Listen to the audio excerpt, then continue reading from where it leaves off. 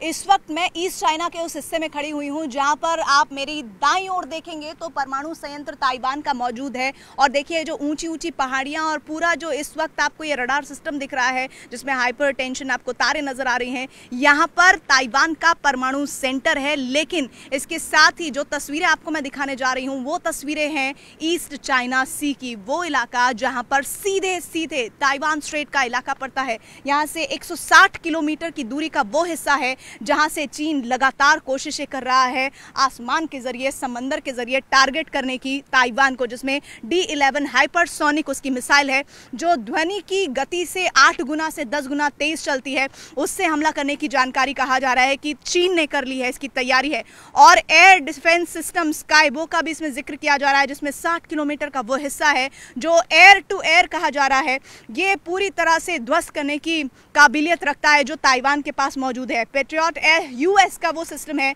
जिसके जरिए जिसकी रेंज जो है वो 50 से 60 किलोमीटर की है, यानी कि 50 से 60 किलोमीटर के अंदर अगर कोई भी मिसाइल अटैक होती है या कोई भी weapon air to air fire होता है तो उसे रोकने की क्षमता ताइवान जरूर करेगा। और ये वो जो हिस्सा इस वक्त आप देख रहे हैं ये पेट्रियट्स, ये जो ताइवान स्ट्रेट का हिस्सा है जहां पर US के पेट्रियट पूरी तरह से निगाह कर रहे हैं और ये पूरा एंटी ड्रोन सिस्टम यहाँ पर तैनात किया गया है। एयर डिफेंस ताइवान ने बहुत मजबूत किया हुआ है। इस वक्त हम ताइपे सिटी से लगभग 50 किलोमीटर की दूरी पर मौजूद है और यहाँ पर हम मौजूद है उत्तर ताइवान के उस हिस्से में जहां पर परमाणु रिएक्टर संयंत्र है, वो संयंत्र जिसको लेकर तैयारियां इस वक्त बहुत तेजी से आगे बढ़ रही हैं। कुल मिलाकर 4 संयंत्र होने की बात ताइवान करता है जिसमें एक एक्टिव है जो कि दक्षिण ताइवान के हिस्से में पड़ता है। और इस वक्त जो आप पहाड़ियों की तस्वीरें देख रहे हैं ये वो हिस्सा है जहां पर इस परमाणु रिएक्टर को स्थापित किया गया है जिनमें एक एक्टिव बताया जाता है। और ये जो हाई टेंशन तारे आप ऊंची ऊंची पहाड़ियों में जाती हुई देख रहे हैं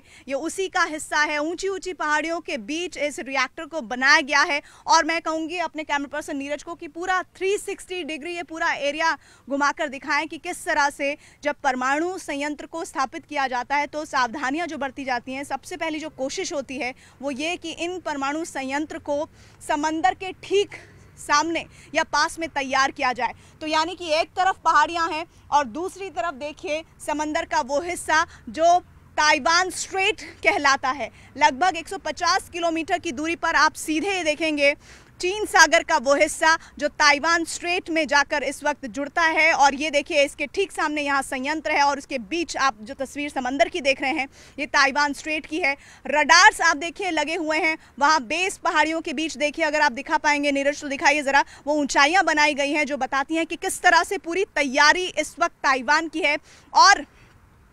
परमाणु हमले को लेकर जिस तरह से चीन की तरफ से खबरें आ रही हैं, चीन जिस तरह से स्टेटमेंट दे रहा है, ये तब से शुरुआत हुई है जब से 2 अगस्त के बाद नैन्सी पेलोसी, अमेरिका की नैन्सी पेलोसी दौरा करके गई हैं। उसके बाद हमने देखा कई प्रतिनिधि भी आकर चले गए अमेरिका से। जानकारी ये भी मिली कि किस तरह से उनके एक सीनेटर का दौरा भी चीन को अच्छा नहीं लग रहा है और उसके बाद ये तेज़ी और बढ़ती जा रही है और परमाणु हमले का खतरा बरकरार है। आपको मैं रूस और यूक्रेन का युद्ध भी याद दिलाना चाहती हूँ, वो युद्ध जिसमें किस तरह से पहले चेर्नोबिल पावर न्यूक्लियर प्लांट को निशाना बनाया था रूस की आर्मी ने और उसके बाद अब जानकारी ये भी बाद में आई थी, आपको याद होगा ये अच्छी तरह से कि चेर्नोबिल के बाद ज़ापोरिज़िया में भी उसे पूरी तरह से ध्वस्त करने की कोशिश न्यूक्लियर पावर प्लांट को किया गया था। लेकिन चेर्नोबिल का वो हिस्सा जिसमें हम ये कहते हैं कि 4th और 5th जनरेशन के न्यूक्लियर प्लांट अगर होते हैं तो उतनी तबाही नहीं होती है। चेर्नोबिल में बहुत ज्यादा नुकसान की खबर आई थी लेकिन ज़ापोरिज़िया में इस तरह के नुकसान की कोई खबर नहीं आई थी।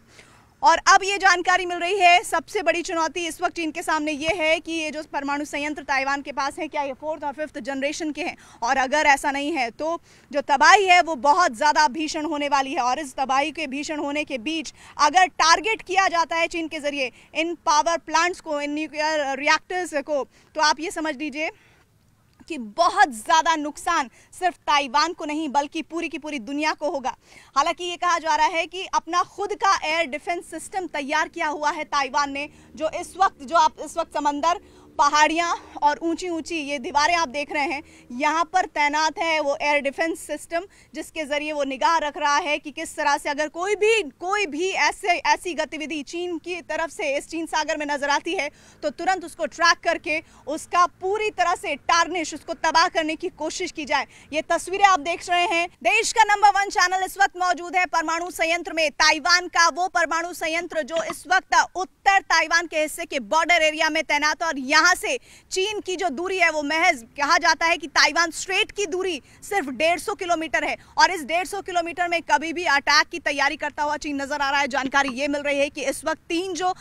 जानकारी परमाणु संयंत्रों के बारे में है कि 3 परमाणु संयंत्र ताइवान के पास है, और उन संयंत्रों में से एक एक्टिव है जहां पर इस वक्त हम खड़े हुए हैं, और ये वो हिस्सा है जहां से तैयारी बहुत जबरदस्त तरीके से आगे बढ़ रही है। चाहे एयर डिफेंस की बात हो, या फिर सबमरीन पनडुब्बियों की बात करो, या फिर एंटी ड्रोन सिस्टम्स की बात हो, ताइवान अपने आप को तैयार कर रहा है। ये पहाड़ियां इस वक्त जो देख रहे हैं आप, ये हाई टेंशन तारे जो इस वक्त आपको जाती हुई नजर आ रही है, वो साफ बताती हैं कि इस वक्त यहां परमाणु संयंत्र को लेकर पूरी तरह से अलर्ट पर रहने को कहा गया है, क्योंकि चीन के इरादे किस तरह से आगे बढ़ रहे हैं और खौफनाक होते जा रहे हैं वो ताइवान समेत अमेरिका और बाकी दूसरे देश बेहतर तरीके से समझ रहे हैं। न्यूक्लियर पावर प्लांट कैसे काम करता है उस हिस्से में पहुंच चुके हैं, और कैसे ये पूरा सिस्टम काम करता है, रिफ्यूलिंग प्लेटफॉर्म कैसे वर्क करता है, साथ ही साथ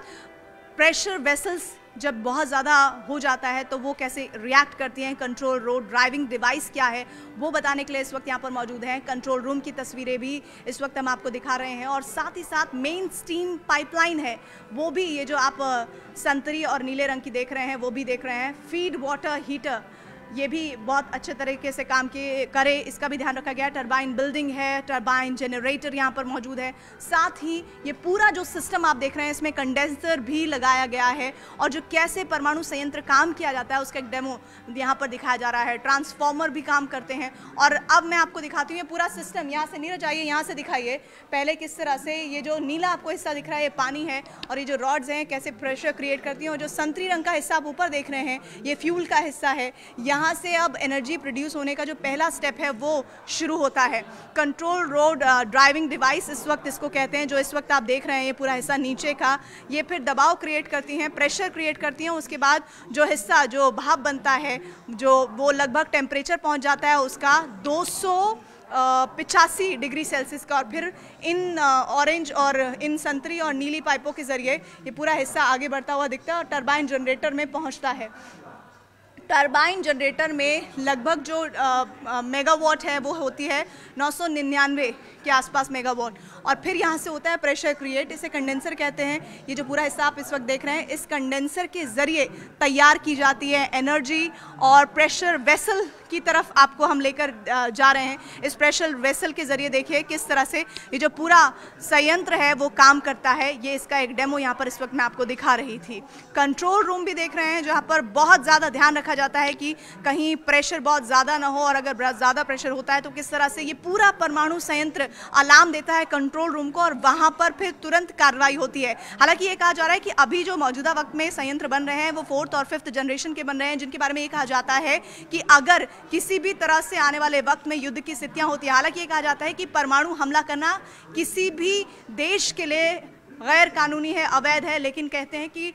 युद्ध में कुछ भी जायज़ है, और ऐसे में तमाम दलीलें भी देखने और सुनने को हमने देखी है। ज़ापोरिज़िया और चेर्नोबिल ऐसे एग्जाम्पल रूस और रशिया के बीच रहे हैं, जिसको लेकर बहुत ज़्यादा विरोध का सामना रूस को करना पड़ा है, क्योंकि पाबंदियां भी लगाई गई थी। इन पाबंदियों के बीच क्या चीन अटैक कर सकता है परमाणु रिएक्टर्स पर ताइवान के, ये बहुत अहम बात है, और इसको लेकर पूरी तैयारी ताइवान के साथ अमेरिका मिलकर करवाने की कोशिश कर रहा है। कैमरा पर्सन नीरज के साथ प्रीति रघुनंदन, ताइवान, ताइपे।